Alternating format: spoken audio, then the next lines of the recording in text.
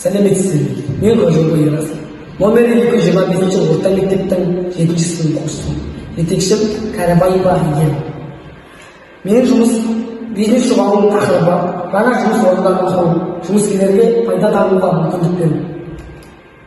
Жобамның мақсаты жылқы және басқа төрт-түліктің тұқымын өсіру, жаңа ферма ашу.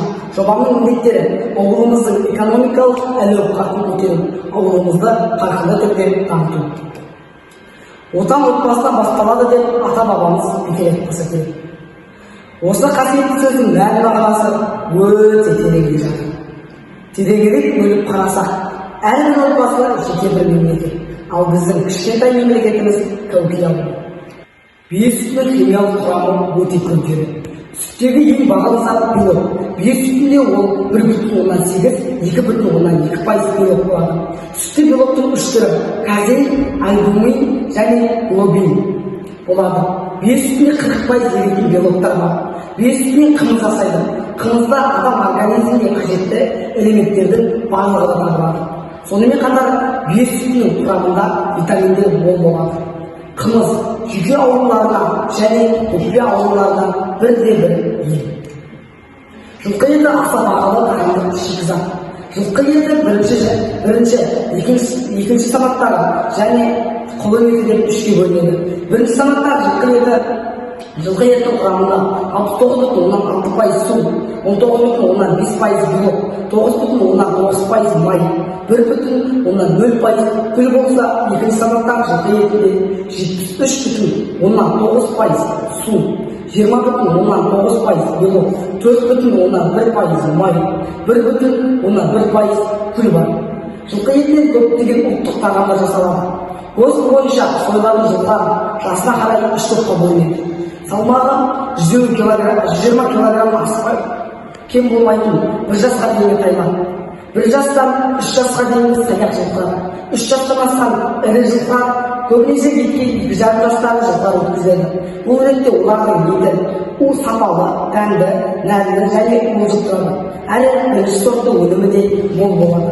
3 жастан асқан жылқының еті онша дәмді болмайды. Әрі бірінші сортты өнімі де кемде болады.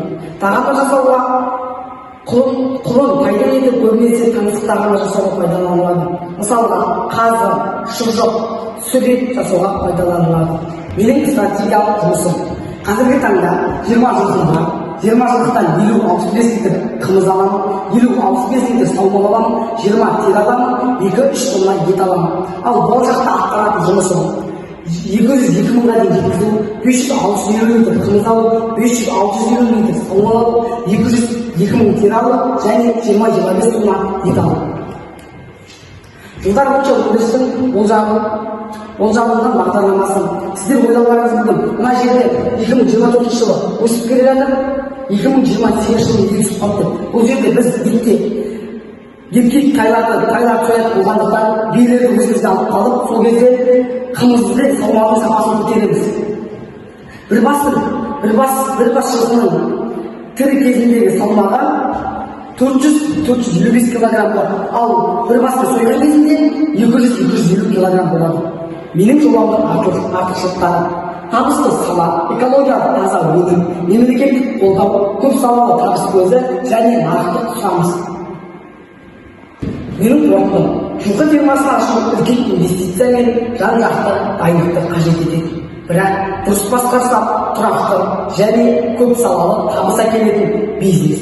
Егер жем, шөп базасы, нарықтық стратегия және қаржылық жоспар дұрыс ұйымдастырылса, бұл кәсіптің болашағы зор. Менің ұсынысым жергілікті жерде жылқы фермасын салу ісі қолға алынсын.